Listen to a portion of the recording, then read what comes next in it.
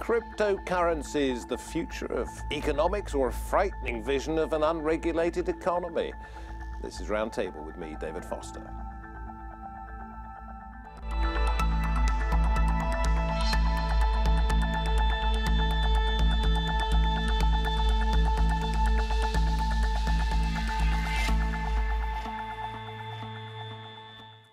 Bitcoin has been making the headlines recently after hitting an all-time high in trading. One Bitcoin now worth about $4,000, which is 4 times what it was worth at the start of the year. Well, the rise of cryptocurrencies like it is challenging governments around the world. They are used, cryptocurrencies, for anonymous, sometimes untraceable transactions in cyberspace. But could Bitcoin and others like it make it into our daily lives?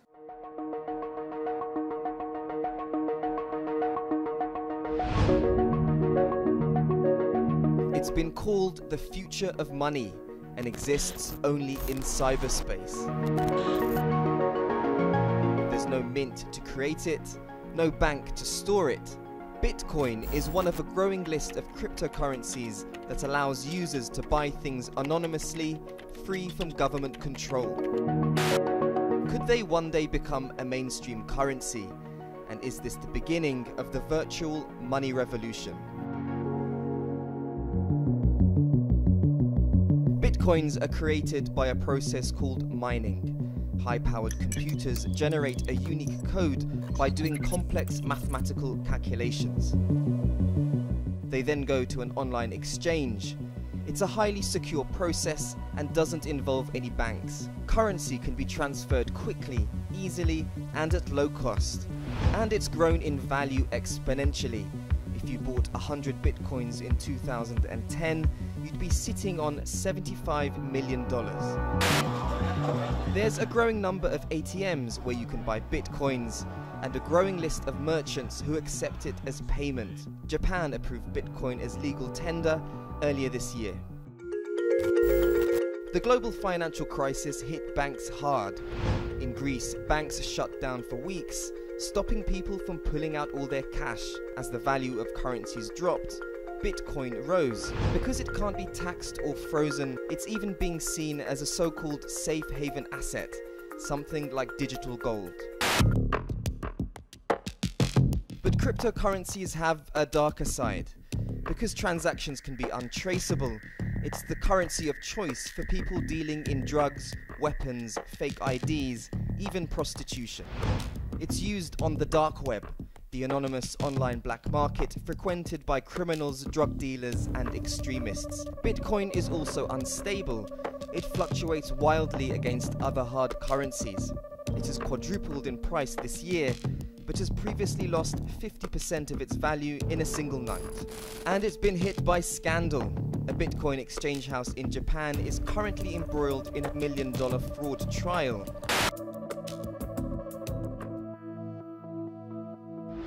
Cryptocurrencies are nevertheless becoming an interesting prospect for investors.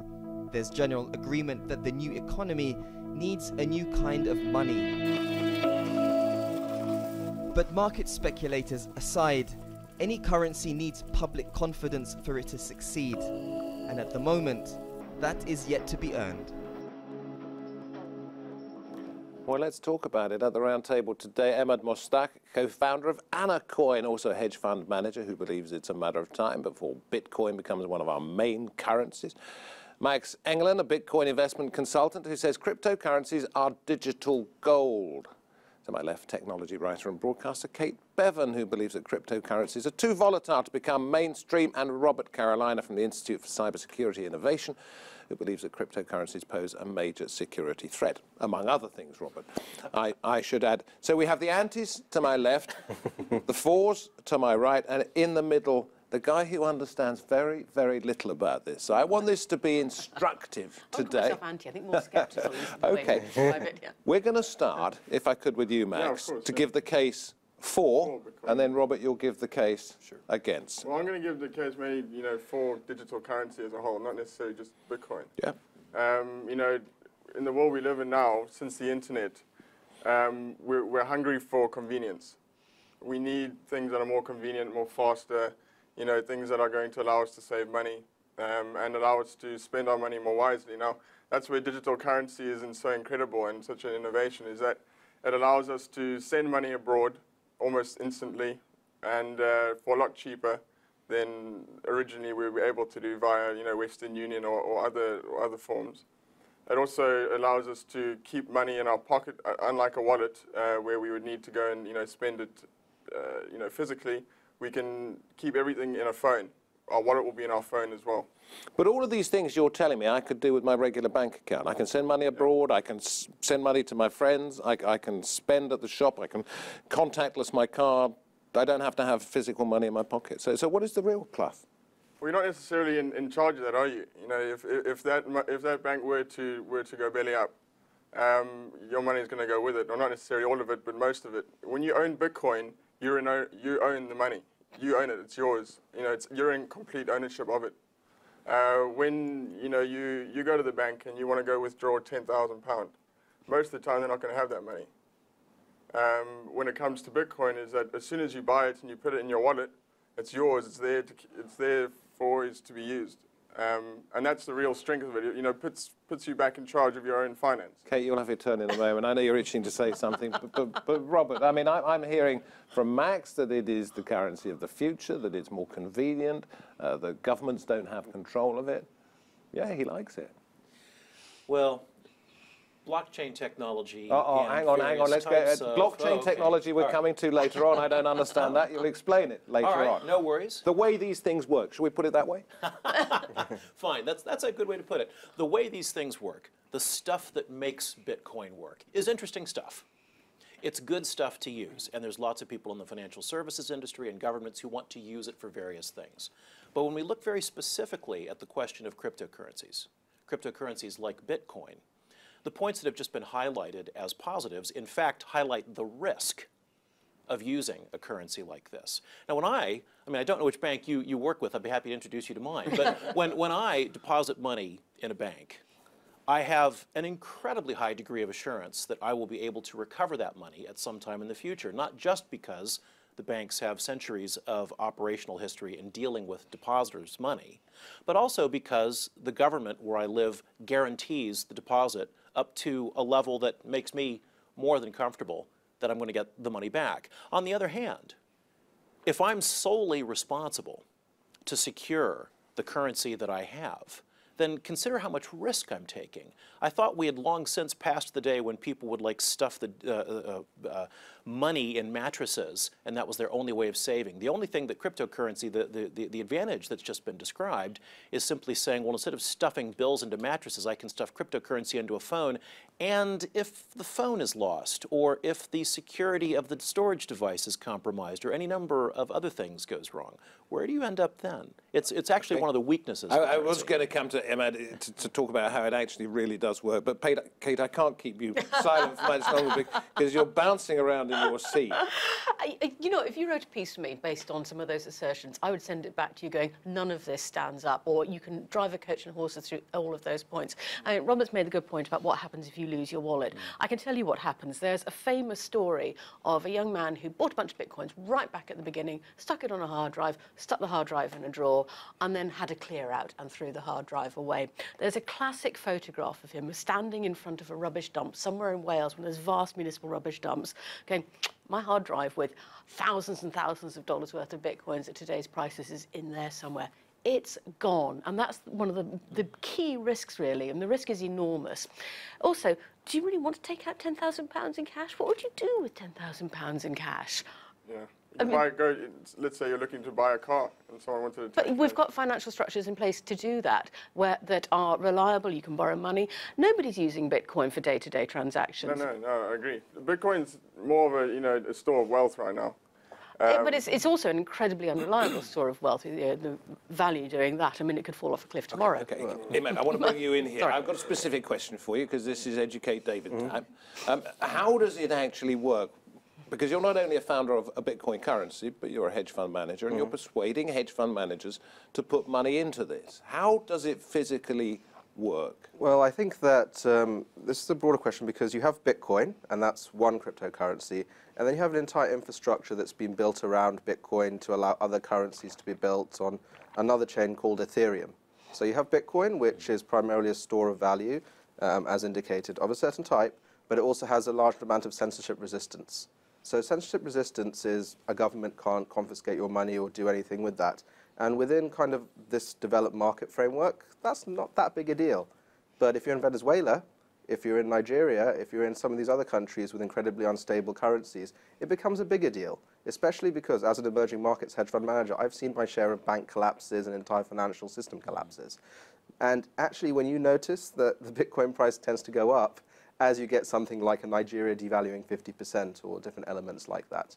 Now, I understand all of this, but I'm sorry, I'm going to go back to the basics here. How physically does it work? So it works like this. Effectively, what you have is, imagine you're writing in your little book and I'm writing in my little book, and we're writing different transactions, right? What it is, it's a global store of transactions that the people who write the transactions are incentivized not to cheat by, in the case of Bitcoin, burning electricity. So there's a certain cost against cheating. In the case of other cryptocurrencies, there are different costs to cheating. And what that means is that you can remove the middleman. So what they're trying to do is effectively have a trustless indication. So I have my wallet, it has a certain number of Bitcoin in it. You can actually look into that wallet if it's on Bitcoin. On other ones, you can't. It's a virtual wallet. It's a virtual wallet, but there's a little address, right? It's your address. I send money directly to you. There's no bank in the way or anything like that. I just move little bits from here to there, and there's thousands of computers around the world which replicate that transaction. So in that way, you're removing the middleman. And Max, if I wanted to use this at some point, you talked about the £10,000, $10,000 in your pocket, how would I physically get it to me if it's a virtual something? Well, there's many different ways you can buy it. You can buy it via an exchange, which is... No, but how would I get that £10,000 to me once I'd already bought the cryptocurrency? How do I get it to me? Yeah, so that's obviously, the question that a lot of people want to know. Once they buy it, if I do want to withdraw it, how do I, get fiat for it? Fiat being ordinary currency. Yeah, exactly. Real money. Yeah, so the ordinary everyday money, yeah. So there are a few ways you can do it. A lot of the exchanges support withdrawals to your bank account. So let's say, for example, Coinbase, if you were to buy your Bitcoins there, you could withdraw them for the value that it is that day. And obviously it would be withdrawn into your bank account. Or you could use a website that I use quite a lot, it's My Local Bitcoin. Okay, so there are the ways of transferring. Emma, I'm going to come back to you about your own particular project in just a moment. But over here, you two, skeptical, not necessarily anti, but we have this idea that it is pretty secure, according to Max and Imad here, and yet. Quick scan this morning. 4 days ago, Daily Telegraph, boiler room in the city, fake crypto, police raid, Bank of China saying that cryptocurrency projects are misusing its name, whole Facebook site about frauds, OneCoin, £50 million, etc., etc. There's potential there for big rip-offs. Enormous potential. I mean, the underlying crypto is, as far as we know, pretty secure because crypto basically is pretty secure. But yeah, by there's a very caveat. definition. Yeah, there are caveats. It is a code. Yeah, there are caveats with that. But yes. Well, we do have to be a bit careful about statements like that. Yes, I think that's what I'm saying, caveats. Any cryptographic system is no cryptographic system is perfect. Yeah. Every cryptographic system is engineered to a certain standard where it becomes economically unviable to attack it in a certain way. And in terms of the core cryptography that makes cryptocurrencies work, broadly speaking, we believe that that cryptography works. Now, having said that, there's a whole universe of cryptography researchers who spend lots and lots of time trying to figure out what's weak with core crypto systems and how to make them stronger going forward. So there is a risk there that that someone might stumble into a problem with the core cryptography, but that's probably all part of this blockchain thing you were talking about earlier on. That's the smaller risk. Yeah. The bigger risk is one of the ones that we're talking about now, things like the Mt. Gox situation, which was referred to in your package, and that is once you create these string of digits that represent cryptocurrency, where do you keep them? Where do you store them? How do you gain access to them? How do you transfer them? How do you issue instructions that make them move from place to place? Now, the process of getting rid of banks, or the process of disintermediation or decentralization or whatever you want to call it, actually begins to highlight one of the risks of these currencies. And there's the one we're starting to talk about now, which is what happens if you get defrauded, you can't get your money back. Well, what happens if you just make a mistake? Yeah. What happens if I simply misaddress a payment, I get a digit wrong someplace or an account number wrong someplace. Okay. How you can't unwind that transaction understand the easily. One of the things we talk about in security is humans are your end point. Humans are always your weak point in security. And when you've got humans involved in building systems and infrastructure around something that's, with the caveats, reasonably secure. So as long as you're relatively careful. Well, yeah. Listen, it's a new thing. Let's be honest. You know, the average man or woman doesn't know what crypto is. Firstly, and secondly, how to use it. Now, Japan have declared it legal tender, as we mentioned in the package. Is that there are companies now, insurance companies, which are backing exchanges and backing merchants.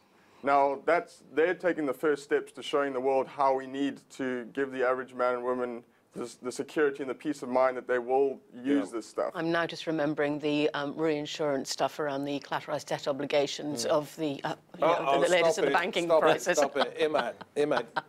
Anacoin. Yeah. On your website, it says building a peaceful and prosperous community for the future. Now, you're using a virtual currency to foster, you hope, interfaith tolerance.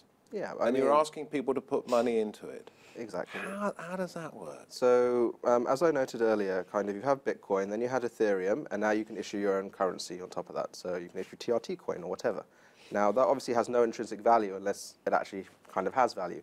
What we're trying to do is we're seeing increasing ideological hate. So we believe that a path towards fighting that is providing contextual information. So to give an example of the first project, we're creating something called the Living Quran, whereby every verse of the Quran will have every single piece of information attached to it that we can find, and then individual groups, Sunni, Shia, whatever, categorize their own data sets, and that's presented to their followers or anyone who wants to understand their point of view, or they can interact with people from that point of view. You see, I understand all of that, but what I don't understand is why you need a cryptocurrency to do it, rather than just investors in an interfaith project. Because when you have investors in an interfaith project, or investors in any type of project, so this is kind of intra-faith first, and then it becomes interfaith because everything is in a common data format. It changes the incentive structure. What blockchain technology does, and we'll come to that a bit later, is it allows for alignment of incentives. So how do you create a platform where you've got Salafis and Sufis and Christians and Jews and everyone? But why does it need to be done with a cryptocurrency? That's the question. Because the cryptocurrency, the token holders who invest or who participate and get rewarded by tokens, they're all aligned in the growth of the platform in terms of value.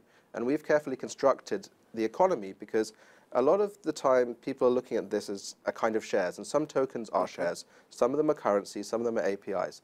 We've tried to construct an economy whereby people benefit from the growth and value of the platform in terms of its utility. But how do I know, looking at you two over here, and Max as well, how do I know that he's not ripping me off, asking me for money? Because there's a lot of this stuff going on in the dark web, isn't there? Yeah. You don't know. You don't know. It comes down to trust. And this comes back to the point Robert was making about we have trust in the financial institutions. They've been going for a very long time. There's all sorts of arguments and conversations you can have about bankers and trust there. But fundamentally, we know that at the very last trump, if nothing else, there's a lender of last resort. There's a central bank propping up economies. Did you say Trump? Trumpet. Trump as in trumpet rather than Trump as in the president. But yes, I did. And trust. And Okay. trust, exactly. We'll leave that. So yeah, at the end of the day, there is an underlying last resort, which there isn't with other cryptocurrencies, and that's one of the key this problems. is fascinating, though, because this is actually what's caused the rise of cryptocurrency valuations, in my opinion, over the last year or two. Because what you have is it's becoming institutionalized and infrastructures are being built around. So SEC is giving guidance. These are securities, these are not securities. Security and Exchange Commission. Exactly. So the expected utility value in terms of are these becoming mainstream? They are becoming more mainstream, so the value is going up because people are realizing that. Yeah. In the case of Anacoin, we have a UK registered charity with trustees. We have public individuals being involved with normal laws. So if you rip off people, we'll get done by the law. In other cases, like when I look at 90% of other currencies that are coming now, there is no protection. There will be lots of scams. 95% of them will go bust.